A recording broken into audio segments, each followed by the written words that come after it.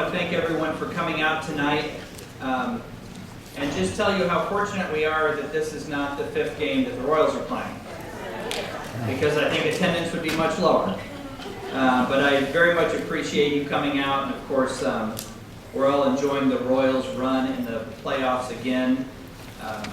I'm excited that they come back from 4 runs down, but I wish they would stop getting 4 runs down, so we wouldn't have to come back. It's hard on the heart.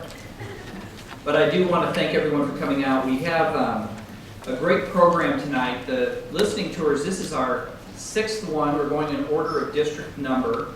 And so we've had 6 of our 8, and then we'll have 2 more after this. But we really had a great response with people very interested. So what I want to do is walk through thanking our facilitators. We have a lot of facilitators who are all volunteers who are here tonight. So let's give them a hand, all of our facilitators. I also want to thank my staff, without whom this wouldn't be possible. Maureen Mahoney, Rachel Botheo, Jason Banks, Bill Hurlbrink, Lindsay Begum, and Jasmine Holmes. They have done a Herculean effort putting these together in all 8 districts, so let's give them a hand as well. I also want to, I saw 2 other elected officials here tonight, besides commissioners. I saw Representative Pat Petty. There she is, Pat Petty. Senator, I said representative. Apologize, Senator Pat Petty. And a representative from the BPU who is also a facilitator and has been in all of them, Jeff Bryant in the back. Jeff, thank you. All right, I do want to recognize each time, give an opportunity for the commissioners to say a piece. We've done this in partnership with the commissioners, each district commissioner and the 2 at-large commissioners. So I'm going to give each of them an opportunity to greet you. So I'd ask Commissioner Markley, the Turner Commissioner, give her a big hand as she comes up.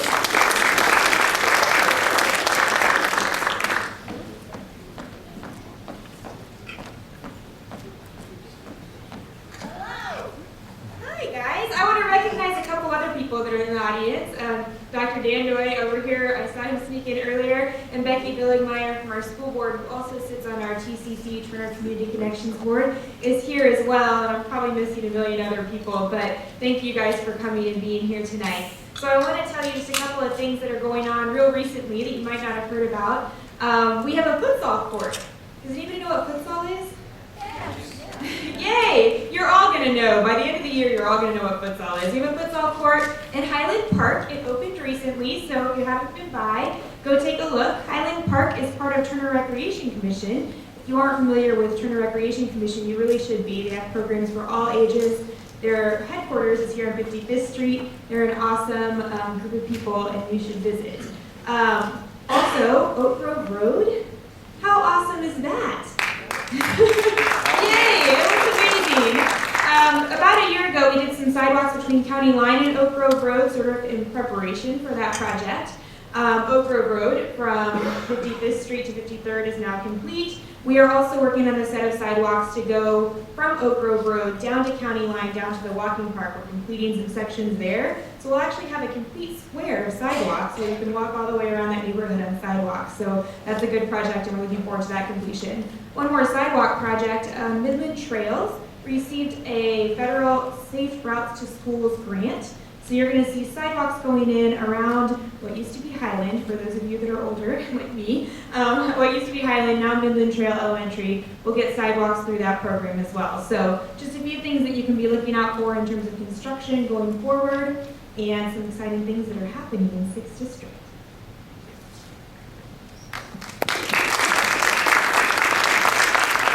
I also want to welcome the at-large District 2, which is the southern half of the county, is Commissioner Walker, who's also a Turner resident.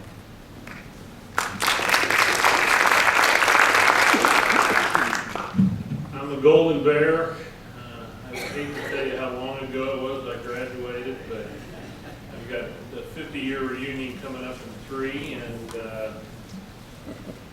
it dates you. I love this school. What a marvelous school this is. I went to grade school down in the really old high school, and then high school in what's now the middle school. So I've lived in Turner most of my life, and I love those Golden Bears. I want to thank you very much for coming out tonight. It's a beautiful night out, and we're not going to have many more of these. And the showing and your interest tells me that there are many people in the community that have an interest. We always hear about apathy and that the people don't care, but what I've discovered on this listening tour is that all over the community there are many people like you that have come out on a night where they probably had other things to do and given us their input on this money. This is a realization of the beginning of some financial gains from the Racetrack Legends Village complex that was started in, well, roughly 1998. And so finally we're going to see the benefits to you, and we're going to listen to you as to how we should spend that money.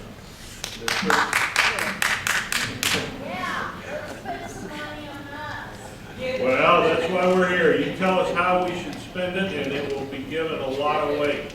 You and 8 other districts of people just like yourself, they all have ideas on what this community needs and what we should do. From reducing your taxes to building new roads to sidewalks to whatever. So please feel free tonight. The facilitators, most of them have had experience at this. Don't let them decide for you. They're there to help you, and you are to guide them in what you want in each of your groups. But again, thank you very much for coming out.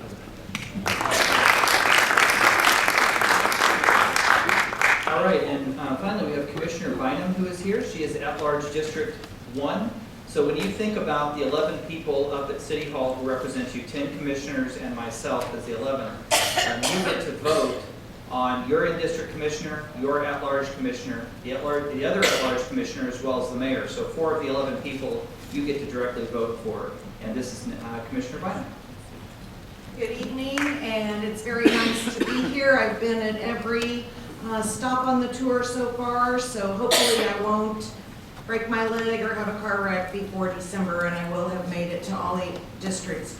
Really important for me to hear what you're saying. So my request for you tonight is simply, do participate. We're so glad that you took the time to come out. Please participate in your groups. Once the evening is over, everything that you've said is compiled, and we do look at that information. So it's really important that you share what's on your mind. Thank you so much. All right, so I'm going to give a little bit of background in terms of how we got to this point, and then for the bulk of the evening, you're going to spend some time in smaller groups. You have a number on your name tag, and we have some facilitators.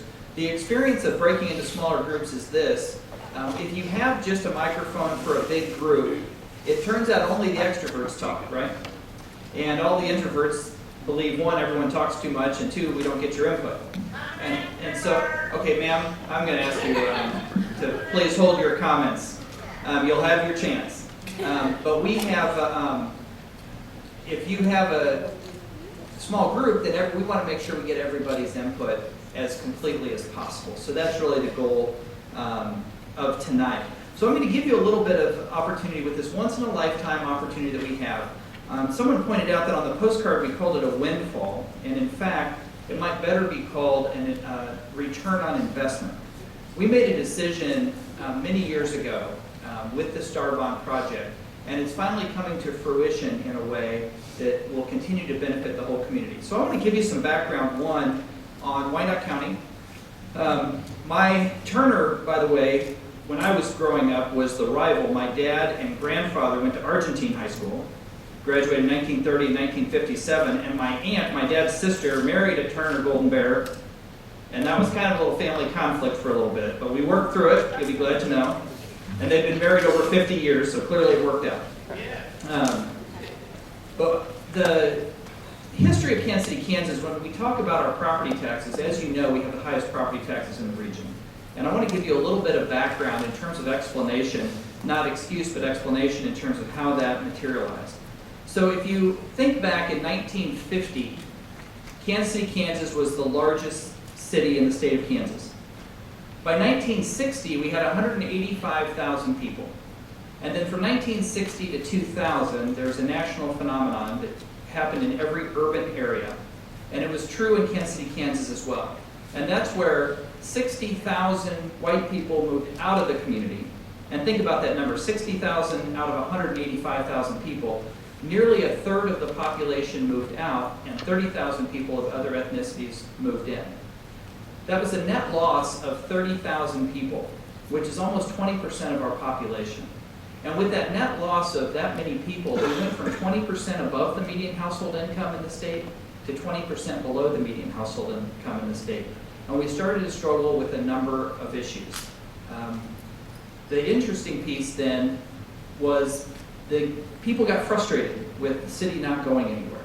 And part of the frustration was when you think of 30,000 fewer people, that's about 10,000 empty homes.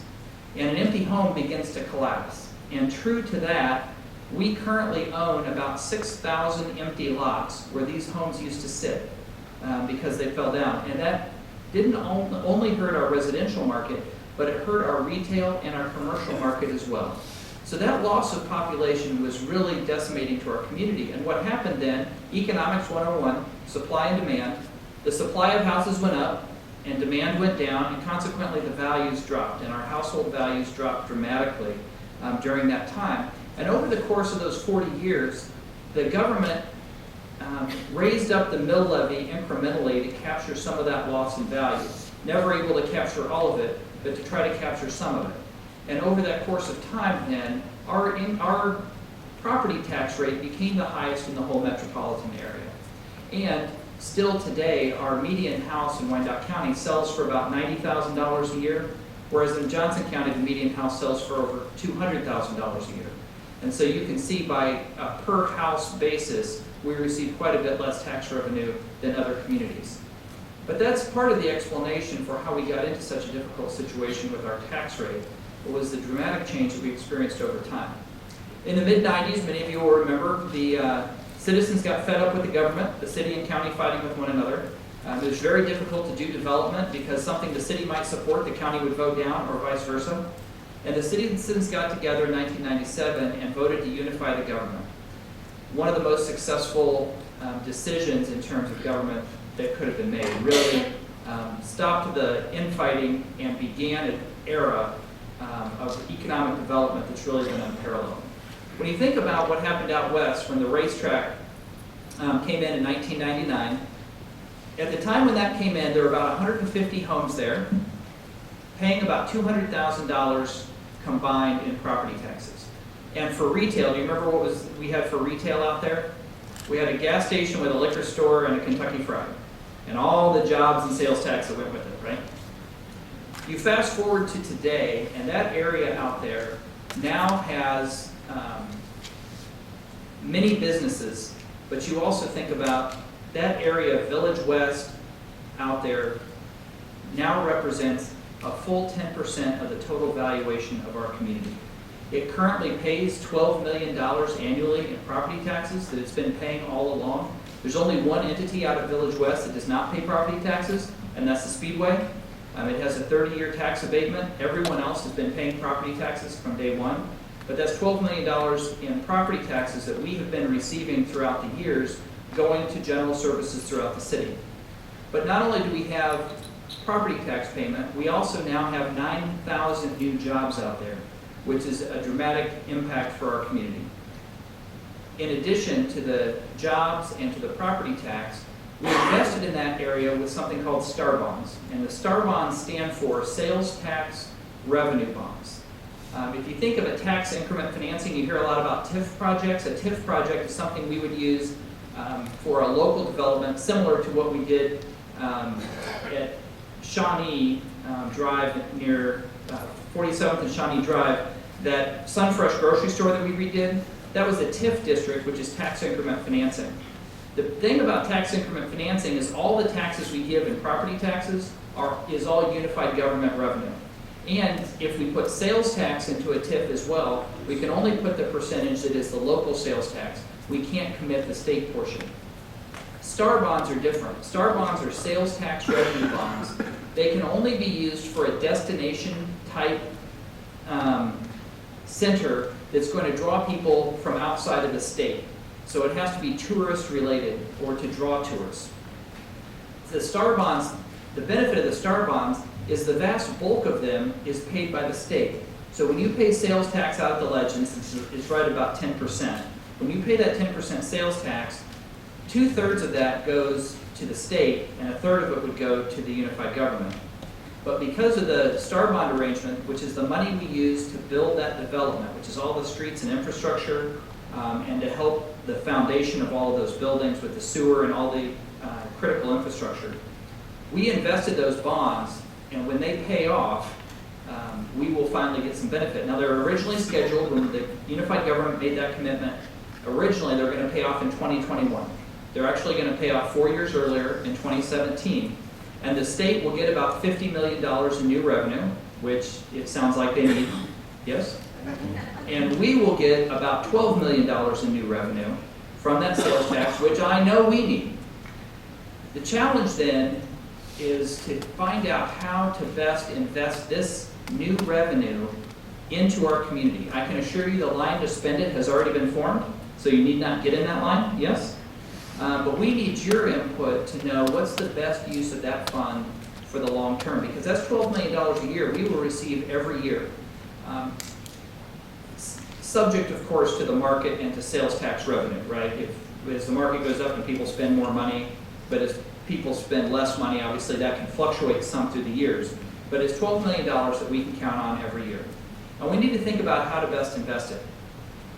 You'll be given a sheet in your small group that will give some cost estimates for how much it costs to provide different services in the unified government. And it will talk about the mill levy as well in terms of how we can transfer some of the burden we have on property tax over to sales tax. So I want you to think about that for a little bit. Now, $12 million is a lot of money. Don't take anything away from that. That's a lot of money. But before we get too carried away, we should know that represents about 4% of our total budget. We have a $300 million budget, and $12 million, while a lot of new revenue, is also about 4%. So we need to be thoughtful about how we spend that.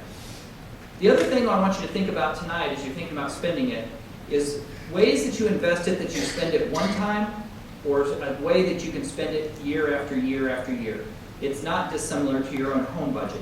So a money that you would spend one time, if we put money towards cost of living increase for employees, that's money that we have committed, and every year that money's already committed, so we spent it once, right? And then the next year, while we get the revenue, it's already committed to salaries.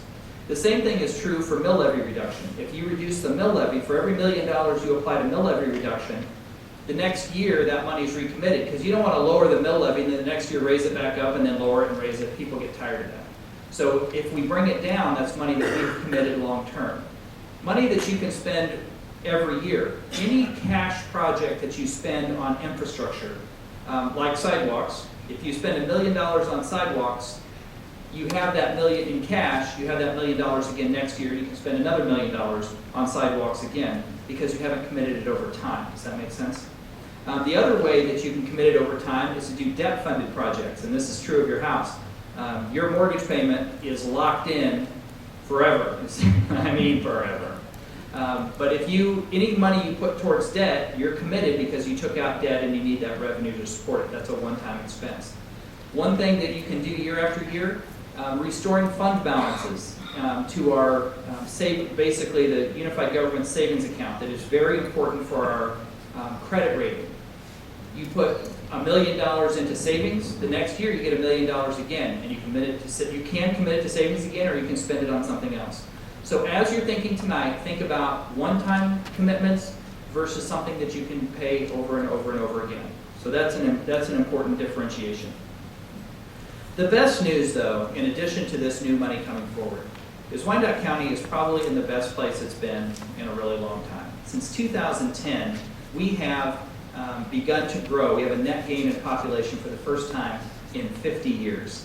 That's great news. We also have something that's a great asset. If you'd asked the majority of Americans in 1960 if having a diverse community was a good thing, the majority would have said no.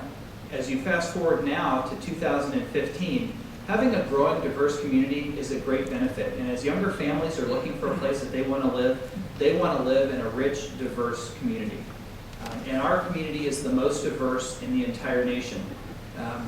Kansas City, Kansas has no ethnic majority. We're about 42% white, 28% Latino, and 26% black, and a growing Asian population as well. Only Broward County, Florida, has the same level of diversity, where all three major ethnic groups are above 25% of the population. So we have two of a kind in the whole nation in terms of diversity, and we're growing. We have a great asset base to build on. The community is moving forward, and we're doing well.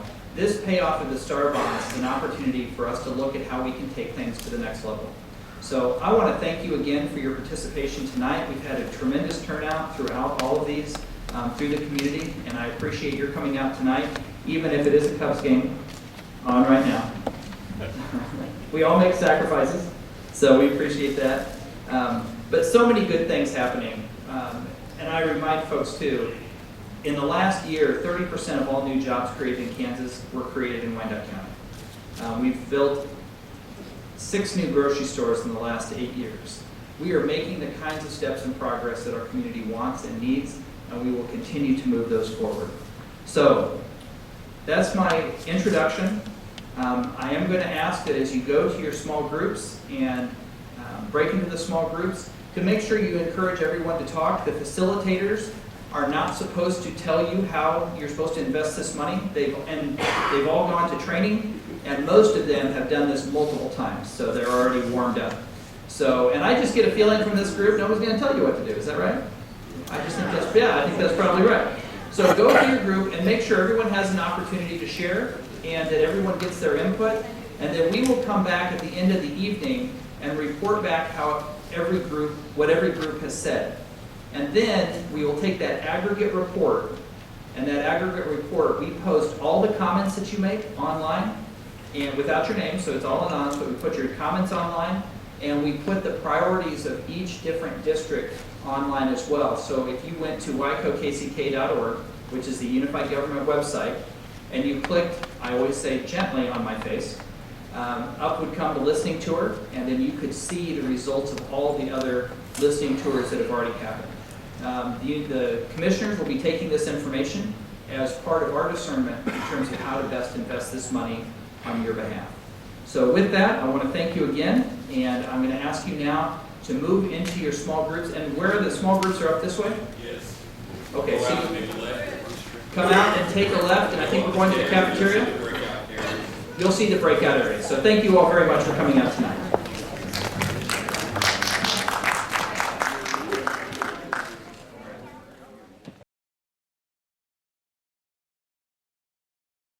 All right, I would encourage our presenters, if you're going to present, to move forward towards the stage, and we can work through you pretty quickly in terms of getting the feedback. I did want to say, Commissioner Markley and I were talking during the event, and talking about sidewalks. You notice the emphasis she put on sidewalks in her presentation. Our countywide master plan for sidewalks focuses on schools and bus stops. Those are the first places we want to get that we think those are the most important for safety. So we're working on schools and bus stops. But also, just in terms of explanation, and I always say explanation, not excuse, but people always ask me, why doesn't my neighborhood have sidewalks? Do you ever wonder that? Yes. I thought you might. So I want to give you a little bit of history. The city limit used to be 38th Street. Right? And 38th Street's where the cemeteries are. You always put the cemeteries at the edge of the city. So 38th Street was the city limit.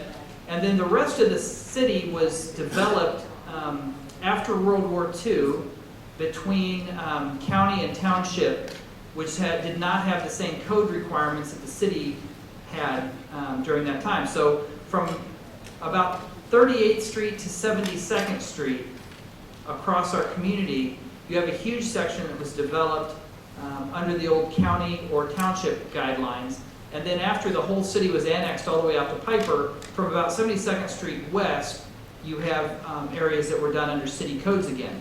So you have sidewalks east of 38th Street, and you have sidewalks west of 72nd Street, and our entire north-south corridor, which includes almost all of Turner, was developed under the county and township guidelines, which did not require developers, when they built a subdivision, to put in storm sewer, curbs, and sidewalk. That's normal infrastructure that is put in when a neighborhood is built, and under township and county it wasn't required. So now you have a street with no curb and sidewalk and a ditch on either side, right? Which is the old school form of stormwater drainage. To put a sidewalk on that, you first have to put storm water in, because you can't just pave over it because the storm water's got to go somewhere. So you need to pave over, put a storm pipe down the sidewalk, under the sidewalk, and then you can have a space to put a sidewalk on top of it. So in terms of explanation, it just becomes very expensive to retrofit communities that were built without them to go back and put in the stormwater, the curbs, and then the sidewalks. But they always have to go in that order: stormwater, curbs, and sidewalks. So Commissioner Markley shakes her head all the time, but we were talking about trying to make that explanation. And again, it's not an excuse, it just means we have our work cut out for us, right? Because we still need stormwater, curbs, and sidewalks throughout our community. So it's just going to take us a while, and I don't want to wait 30 years. I want to go much faster than that. So, okay, with that, we'll go ahead and have a group. What group number? 6. Group number 6. So if you are ready to talk, come on up, and we will just take you as you come up here. So group number 6 is first.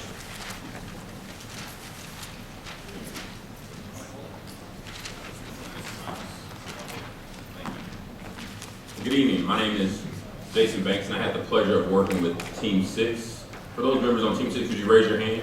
I know we all stuck around. Great. So, let me take a peek at that. We went kind of a two-step vetting process, started by just getting things up on the list, which I'll reference here later, in terms of priorities. And then we did some group thinking, group talk, and came up with this list here. So at the top of our priority list is $4 million going to property tax relief. Second, $2 million to reserves. Third, $2 million to streets. Fourth, $1 million to parks. Fifth, $2 million going to infrastructure and sidewalks. And there was a pretty healthy discussion about how to capture the other infrastructure improvements that might not be covered under street resurfacing. So curbs and sidewalks, and even our water pollution facilities, some of those other municipal facilities that need some investment. And then last, a $1 million investment in cost of living increases for UG employees. And I want to hold this up real quick just to show you how big our spread was, and forgive my writing. I went to school to be a doctor and stopped effort handwriting class. So we had a pretty wide spread here, and so hats off to my group for working hard to come up with this priority. So thank you.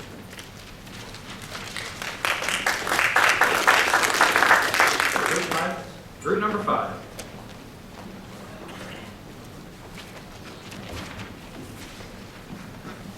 It's always hard to follow Jason, but I will tell you our group, if they would clap. Group 5, nice job, I will say. You know, they're a phenomenal group. We use property tax relief at $500,000, demolition for residential at $750,000, code enforcement at $300,000, street resurfacing $1 million. Mowing vacant lots at $600,000, snow removal at $200,000, aging services $1 million, 0 on the registration at the courthouse, park improvements at $2 million, police at $1 million, and fire at $1 million. That brought us to a total of $8.35 million. Other is where we spent the rest. So we began to look at our aging buildings that the unified government has, and we want $750 to be spent on that. $500,000 on animal control, 1.5 on sidewalks. So we do want to see that actually happen in that north-south corridor, and the $400,000 at the Woodlands. Begin to look at how do we reuse that space and bring folks back. There's thought of it being a racetrack for youth. Really trying to engage our young folks within our county, and that's it. That's our group number 5. Thank you. All right, group number 10.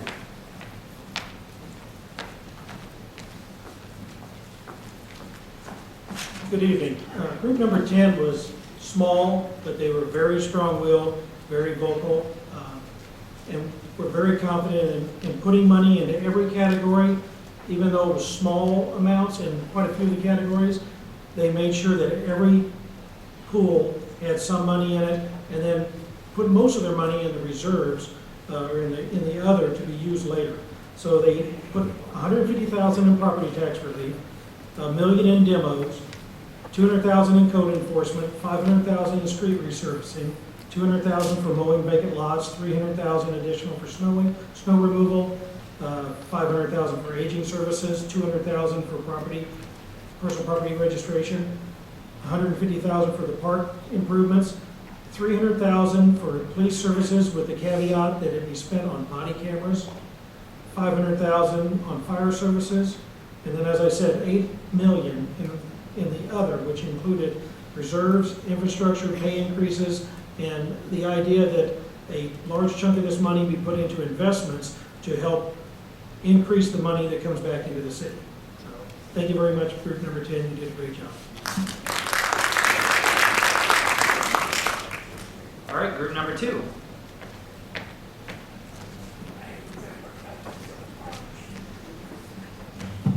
So group number 2 put $0 to property tax relief. For the demolitions, they put in $2 million, and code enforcement $300,000. They had a strong value of keeping the community well maintained and keeping the property values high.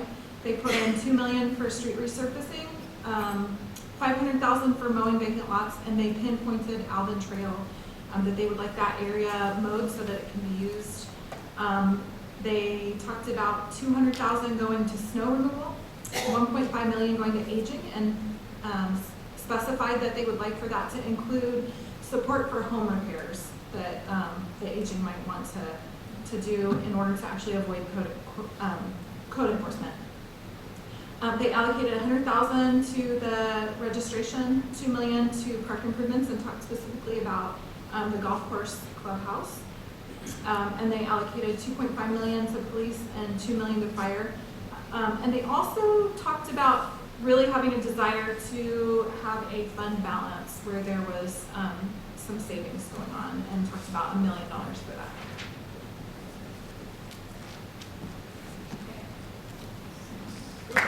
Group number 8. Yes. We had a great group, a passionate group, and actually much of what we did was driven by their desire for equitable opportunities for everyone across the lifespan. There was a real concern about health and increasing and decreasing the health inequities that we see in our community. And also, as a group before them, there was concern about having funds for home maintenance for everyone.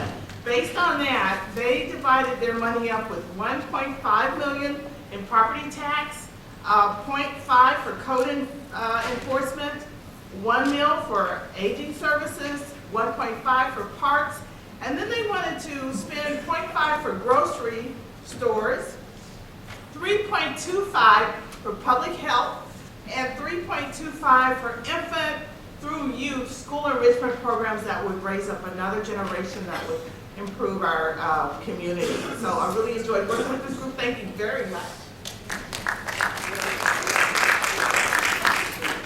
Group number 3.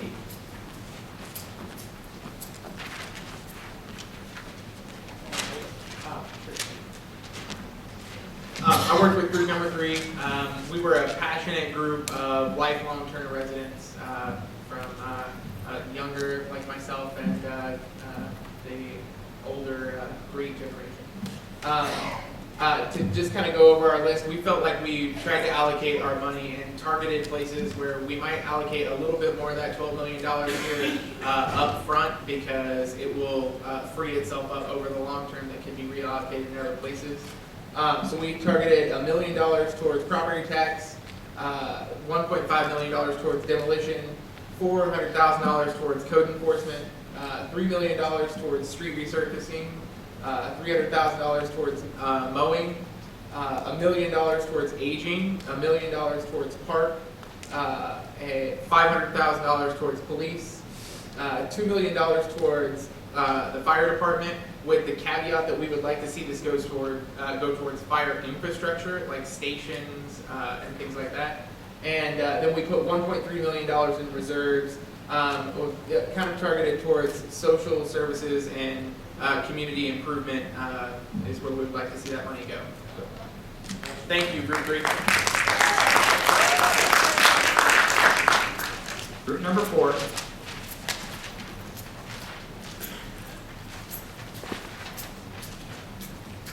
Group number 4, it's interesting, we had some pretty wide variations in the dollar amount, so we kind of averaged things and came to numbers everybody felt like they were comfortable with. And the other observation I would make is you'll hear in just a moment, our biggest categories in terms of overall allocation of resources were towards some things that fell into the other category. There are a couple specific items there I want to mention. So property tax relief, $1.5 million. Demolition, about $250,000. Code enforcement, $100,000. Street resurfacing, we had a couple of low numbers and a couple really big numbers, so we compromised and came to about $2.25 million. Mowing vacant lots and snow removal, $300,000 each. Aging was something that we had a lot of people say was really important, and had some numbers that ranged from about $500,000 to about $6 million. We came to a compromise around $2 million for aging services. $200,000 for courthouse and personal property issues. Park improvements, about $350,000. $250,000 each for police and fire services. And then, as I mentioned, the really big chunks ended up going towards the other category. The largest of those was $3 million for public transit, including transit for seniors and paratransit. $1 million for emergency home repair, and $250,000 for small business grants. That's it.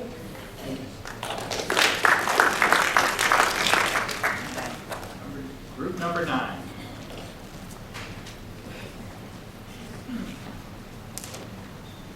Well, good evening. I was group 9. We had 8 people in our group, and I'd just like to take a minute to make an observation. We had in our group 3 young people, and I'd like to thank those 3 students from Donley who took my invitation and came out tonight. Most of our listening sessions, we've not had a good representation of young people, so I appreciate you guys coming out and from your government class, and tell your friends to come to the other. We need your input, so thanks for coming. So the other thing is, my group, we had 8 people, and we did our calculations a little bit differently, and I've been consistent across the other 5 listening sessions. 8 people in our group. We all, everyone in the group came up with a number in terms of how much they wanted to spend on a particular area. And then we totaled that number and then divided it by 8. So what you're hearing tonight is the average of the group in terms of what they want to spend in each category. So for property tax relief, the group's average was $2 million. For demolition of residential and commercial properties, $500,000. Code enforcement was $200,000. Street resurfacing was $125,000. No money was allocated for mowing vacant lots. No money was allocated for snow removal, plowing, and treatment. Aging services, the average was $162,500. There was no money allocated for personal property, auto tax registration at the courthouse or the annex. In fact, we had a discussion about closing the annex, period, because the lines were long, and it was just not a very good customer service experience for our citizens. So I took a little time to explain. That's not entirely our fault, but that's another discussion. Park improvements, the average was $687,500. Police services, $1,375,000, and there was discussion there about what that money would be used for in police services. So I gave the example of some of our police rolling stock the paint's falling off, the life shelf of police cars pretty sharp because they put a lot of miles on them, and so we have to keep up with our rolling stock in police. Fire was $1,250,000, and I really tried to get the group to the other category. So we had 3 areas in the other category. One was education.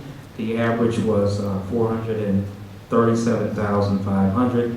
Infrastructure, specifically sidewalks in those areas of our community where we don't have sidewalks, $500,000. And last, they threw everything that we had left into, they call it our savings account, but it's really our fund balance, and that was $4,762,500. So we have a very well-informed group, and thank you guys for participating.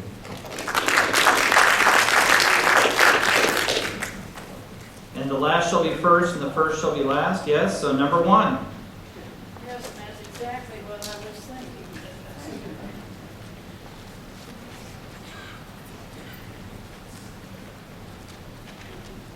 And so the first is last.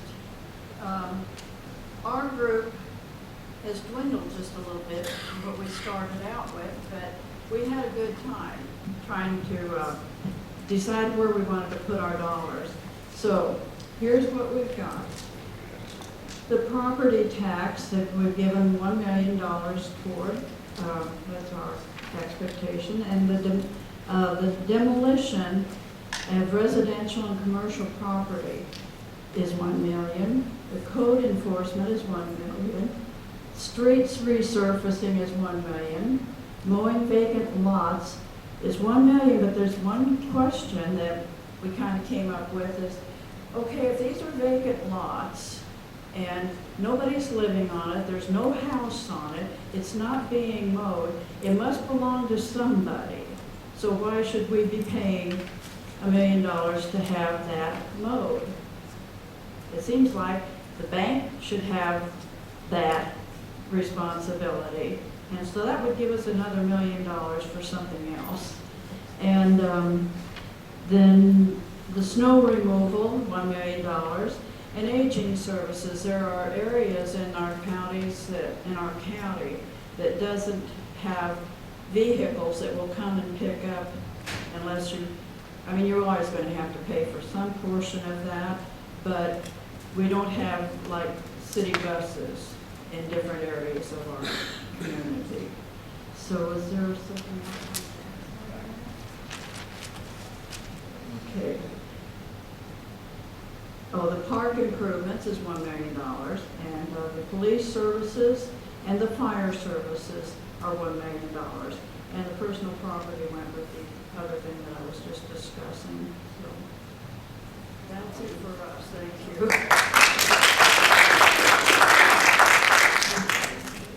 All right, well, that concludes the report tonight. I do want to thank everyone. If you have not filled out your survey, please do so before you go and be sure to turn it in. But I want to say this effort over the last 6 months now, we have 2 months remaining because we do one of these listening tours per month, have been great community involvement. And one of the things that I love to see is I go out to a lot of neighborhood groups and see a large group of citizens, but it's good to see some folks, some new faces, and people that are getting involved maybe for the first time. And so that's been consistent throughout the listening tour. And I just want to say thank you for taking the time out of your evening to give some feedback to the unified government that we can use on your behalf in order to make the best decisions possible. It is a representative democracy, and we need to hear your voice. So I appreciate very much your taking the initiative. I hope you will follow along on the website to see how that data is used. We do have a retreat on Monday afternoon from 4 to whenever we get done, but we have a retreat on Monday that will, the Unified Government Commissioners will sit and work through priorities, and the feedback that you give us is a big part of that discussion. Next summer is the budget that we will make that will incorporate this $12 million into the budget for 2017. So your input is well in advance of when we need it. We will take it not only into this strategic plan, but the one next spring. And next summer's budget will reflect the priorities that have been given to us by the community. So really appreciate your feedback and taking the time in the evening to come do that. And if you have any further questions, don't hesitate to reach out. You have information in your packet how to reach out to my office. Feel free to reach out. We'd be glad to answer any questions. If you do have any concerns, and hopefully your facilitator told you this, if you have a concern about, a lot of times you have like a street light out or something going on in your neighborhood, if you'll fill out an index card with your information on it, we'll be sure to respond to that. But make sure you turn those index cards in, so if you do have an issue, we can track it for you. So again, thank you very much, and give yourselves a hand. What a great job.